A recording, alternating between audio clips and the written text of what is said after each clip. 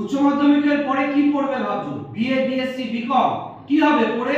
তারপরে MA, MSc, MCom, MEd, BEd করে তারপরে পিএইচডি করে কোথায় সরকারি চাকরি? না রেলে সরকারি চাকরি, না ব্যাংকে সরকারি চাকরি, না পুলিশে, না এসএসসি তে, না পিএসসি তে, কোথাও নেই সরকারি চাকরি, আছে শুধু নার্সিং এ। কারণ 15 দিন আগে আমরা বলেছিলাম এইমসে 3000 সরকারি চাকরির নিয়োগ, আবার দেখো এসে গেছে 5018টা সরকারি চাকরির নিয়োগ পশ্চিমবঙ্গ সরকারের। অর্থাৎ তোমরা যদি উচ্চ মাধ্যমিকের পরে জেড পাস বিএসসি নার্সিং দিয়ে তোমরা বিএসসি নার্স পড়ে নিতে পারতে, বা post basic BSc nursing GNM এর পরে পড়তে, বা আর্টসের ছেলে আর মেয়ে, ছেলে মেয়ে দুজনেই এখন নার্সিং পড়তে পারবে, ছেলেরাও নার্সিং পড়তে পারবে। ছেলেরা যদি আর্টসে পড়ে এবং আর্টসে পড়ার পর মেয়েরা এবং ছেলেরা যদি জিএনএম এ জয়েন্ট এন্ট্রান্স দিয়ে এই জিএনএম নার্সটা পড়া থাকতো, তাহলে আজকে দেখো 2092টা সরকারি চাকরির শূন্য পদতালের জন্য, এবং সঙ্গে সঙ্গে 2330টা বিএসসি নার্সিং, মাইনে দেখো 40,000 টাকা।